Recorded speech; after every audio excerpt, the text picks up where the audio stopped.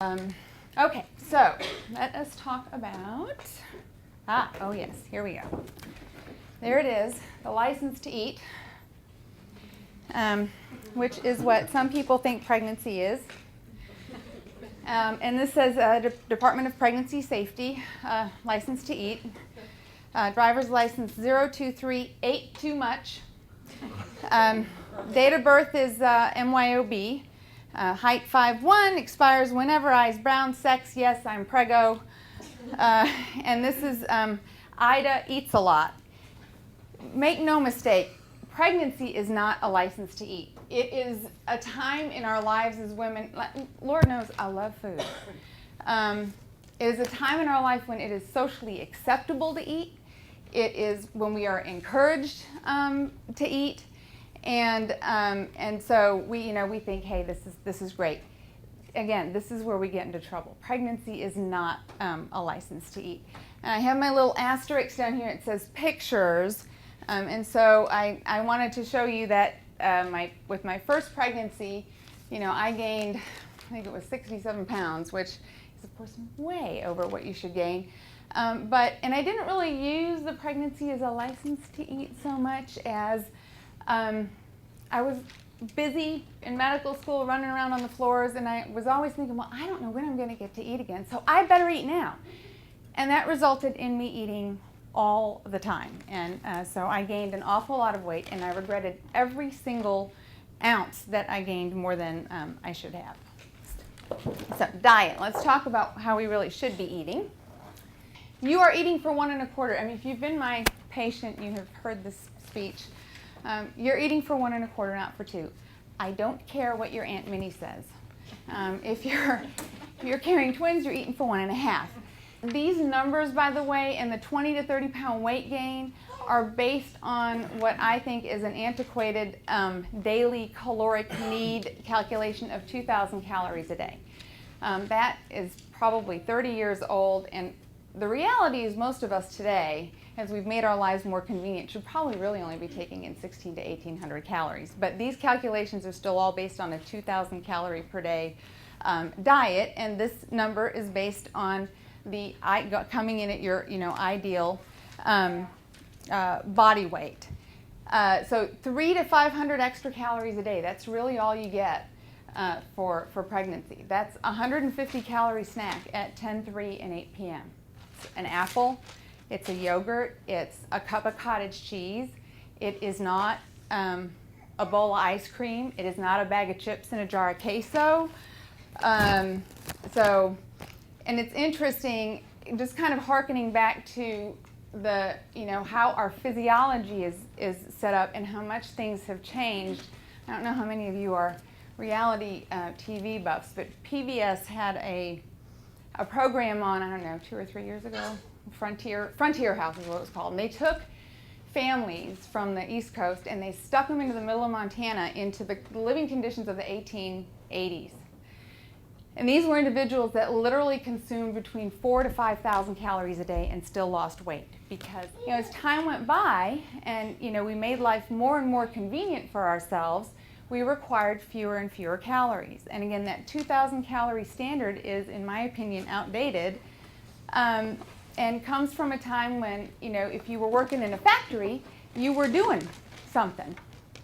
Now you push little buttons that operate the robot that does the something. It's based on a time when you had to get up and physically walk to your television and change the channel. Now we click a button. We push a button in our car to roll down our car window. We have dishwashers. So all of those things basically have resulted in about I don't even know if I want to call it a benefit, but in a reduction of caloric intake per day for most of us, probably about 200 calories. A pound of fat, to put on a pound of fat, you need 3,000 excess calories.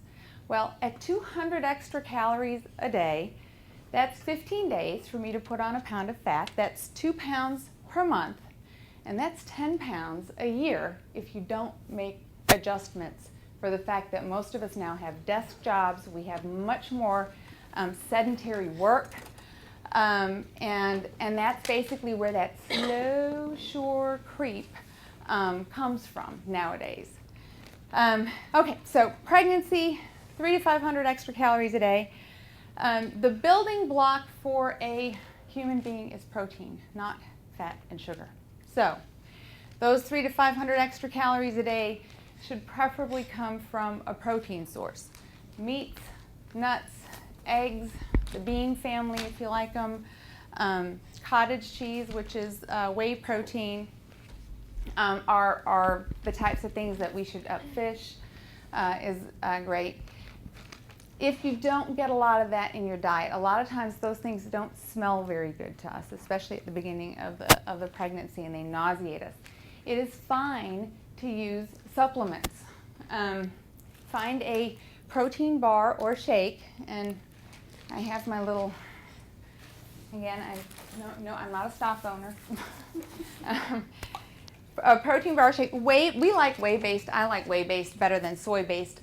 The reality is soy has plant estrogen, plant hormones in it, but unless you're going to consume just a ton of that, it really isn't going to affect the pregnancy. But whey-based protein, which is milk-based, find a protein bar or a protein shake. My own personal favorite, and I'll be honest with you, I only got into this because my husband and my boys are all these big strapping men, and they suck these down like there's no tomorrow. But this one basically, in my opinion, had the best consistency in terms of it's thick like a shake, not like a watered down milkshake, and the best taste. I brought some with you.